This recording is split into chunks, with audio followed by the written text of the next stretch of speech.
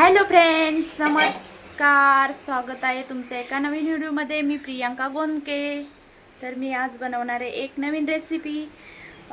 ही पानं कसलेत काय मला माहीत नाही, पण माझ्या बहिणीने दिलेत आणि तिने सांगितले की ही भाजी बनवून ठेव, ती संध्याकाळी न्यायला येणार आहे. तर ही आपले आळूसारखीच पानं असतात, पण ती छोटी साईजची असतात. ही अजिबात खवखवत नाही. तर चला मी तुम्हाला दाखवते, बघत राहा. तर हे बघा, याच्यामध्ये मी बेसन पीठ कालवणार आहे. तर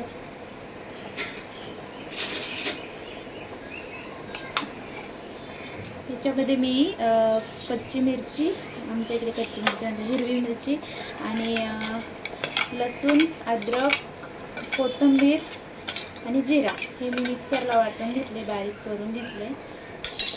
थोडंसं तिखटच केलं आहे. मी पूर्ण धुवून घ्यायचं.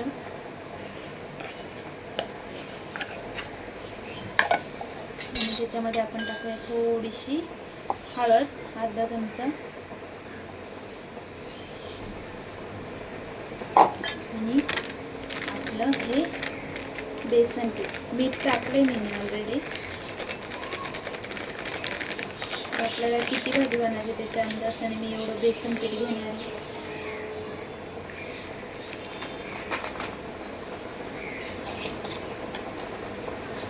आणि आपण आळूवडी जशी बनवतो ना, तशीच ही भाजी पण बनवतात. सेम तशीच प्रोसिजर आहे.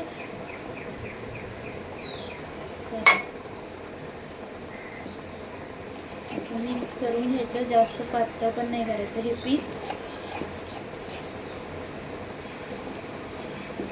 आणि जास्त घट्ट पण नाही करायचं. थोडंसं जाडसरच ठेवायचं आहे.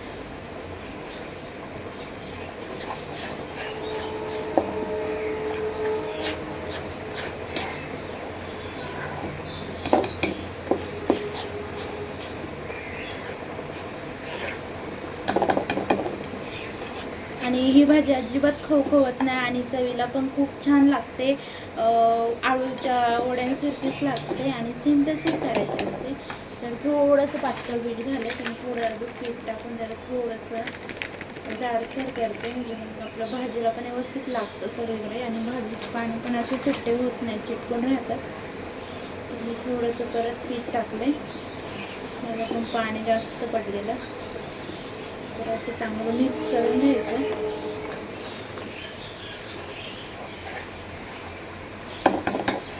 आणि या बेसनाचा असा वास आला की मग असं कधी कधी वाटतं की घरामध्ये आळूवडी बनते. तर मस्त मिक्स करून घ्यायचं. एकदम मिक्स झाले आपण बाजूला ठेवू. आणि याच्यामध्ये एवढी सगळी पाने, एवढं एकदम छोटं छोटं, आपल्या हात जेवढा असतं ना तेवढाच, माझ्या हात एवढंच पान. तर चला मी तुम्हाला पुढचं दाखवत. तर हे आपलं ताट घेतलं आहे आणि आता मी एक एक एक एक पान त्याच्यावर ठेवून आपली आळूवडीचं हे बनवायला घेते. तर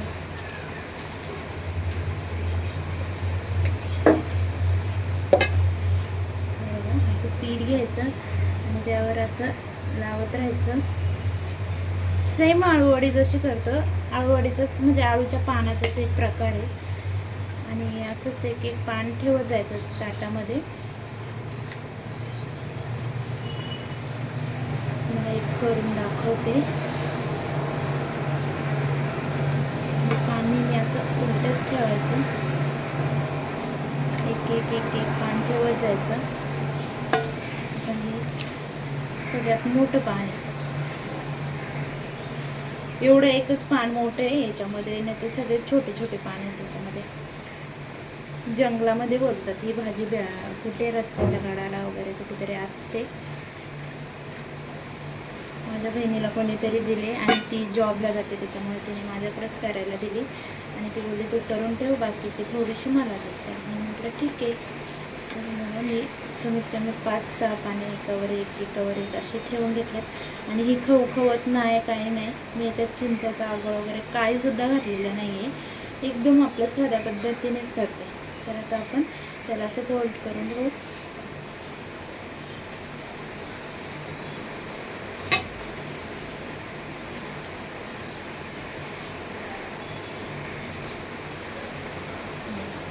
असं करून घ्यायचं आणि इकडून पण पीठ लावून घ्यायचं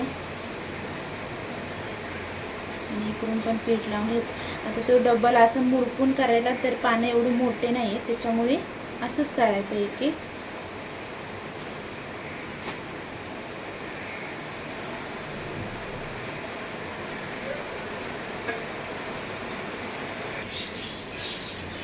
बघा म्हणजे 2-3 पातवड करून झालं. आमच्या इकडे पातवड बोलतात त्याला, गावाकडे पातवड बोलतात.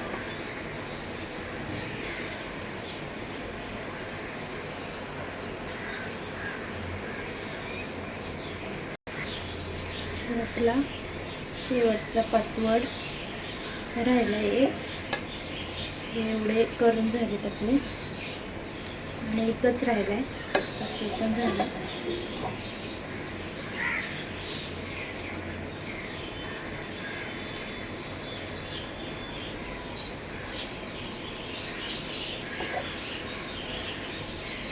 बेसन पीठ पण संपलंय आपलं. पानं पण 1-2 राहिले, 2च पानं राहिले. तर आता मी ते फेकून नाही देते, त्याच्यामध्येच ॲडजस्ट करून घेते. हा जरा जास्त मोठा होईल.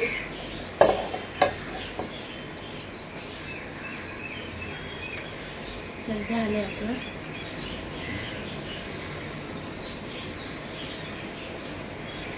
असं फोल्ड करून घ्यायचं एकदम दाबून दाबून, म्हणजे ते एकदम निब्बर होऊन शिजतं. आणि ह्या पानाला खरंच काय म्हणतात याचं नाव मला माहीत नाही, आणि मी फर्स्ट टाईम ही पानं करते. खाल्लेत मी याच्या आधी, पण त्या भाजीचं नाव ना मला माहिती नाही. तर कोणाला या भाजीचं नाव माहिती असेल तर कमेंटमध्ये नक्की सांगा मला पण माहिती होईल. तर चला मी आता भात देऊन घेते. हे पाणी मी फेकून नाही देणार आहे, कारण मी अन्नावर नाही शिजवणार ही भाजी.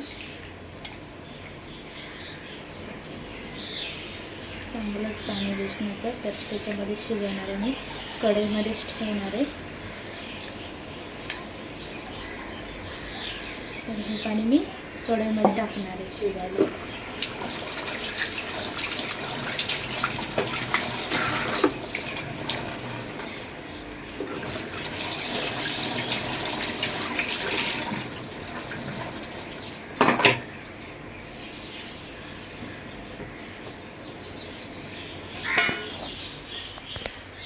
तर चला मी तुम्हाला आता भाजीला शिजायला घालताना दाखवते. गॅस पेटवून घेऊया आपण आणि कढई ठेवू तापायला. बघा ही माझी एक आवडीची कढई आहे, म्हणून तुम्ही बोलशाल की सारखी हीच वापरते, पण मला ही कढई खूप जास्त आवडते. आणि मी तिकडे एका साईडला भात पण शिजायला टाकलं. तर भात थोडंसं पाणी कमी टाकलं, शिजायला थोडंसं पाणी कमी पडलं. त्याला थोडं पाणी टाकून घेतात झाकण ठेवते.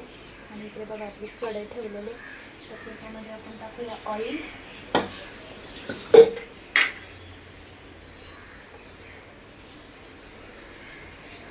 ऑइल जरा जास्त टाकायचं, म्हणजे चिपकत नाही भाजी खाली.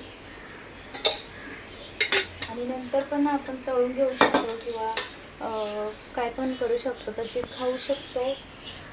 गावाकडे तर अन्नावर शिजवतात आणि तशीच खातात, तळत बिळत नाही. शहरामध्येच चालतं जास्त, भाजी तळा, वडे वगैरे तळा, काहीतरी करत बसतात, पण गावाकडे अजिबात तळत नाही.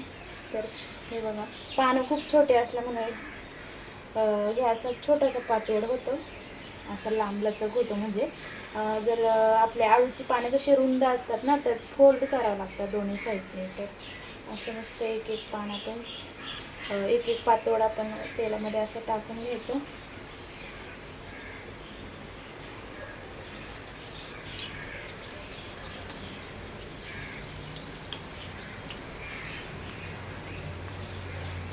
इकडून पण एक ठेवणार आहे, इकडून पण एक ठेवणार. 1 2 3 4 5 6 7 पातोड झाले टाकल्या. आणि इकडून पण एक ठेवणार आहे.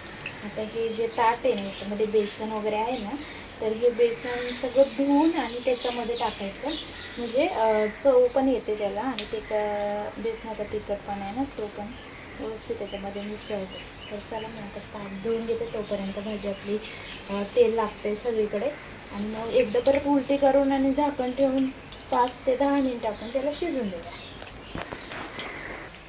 तर चला मी तुम्हाला दाखवते. हे बघा पान कशी करपले, मी उलटी करून घेतले आणि आपलं जे बेसनाचं पाणी जे राहिलं ना ते मी ते भाजीमध्ये टाकणार शिजायला. त्या भाजीला जास्त वेळ नाही लागत शिजायला, पाणी एकदम पातळ असतं तर पटकन निघतात शिजून.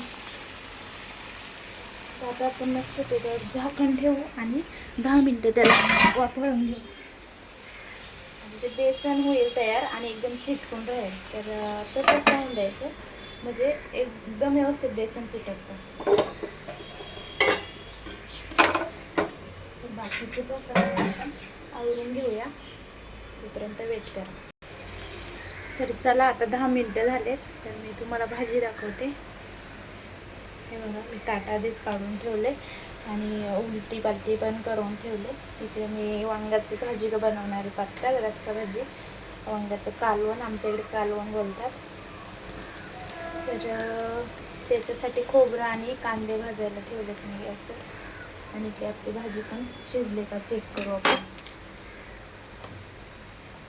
बघा एकदम सुरी लगेच वरती निघते, चिटकत नाही अजिबात. व्यवस्थित भाजी शिजली गेली आपली. आणि असं बेसन लागलं असलं ना वरून, तळल्या भाजी वड्या वगैरे तळल्या की तर खूप छान लागते. बेसन कुरकुरीत होतं ना तर खूप छान लागतं. आणि आपली भाजी एकदम रेडी झाली. तर आपण याच्यामध्ये एका ताटामध्ये काढून घेऊ आणि टेस्ट करून घेऊ, बघूया. तळणार तर नाही आहे मी, नंतर तळणार आहे. व्हिडिओ खूप मोठा बनतोय, तुम्हाला दाखवते मी कसे झाले ते.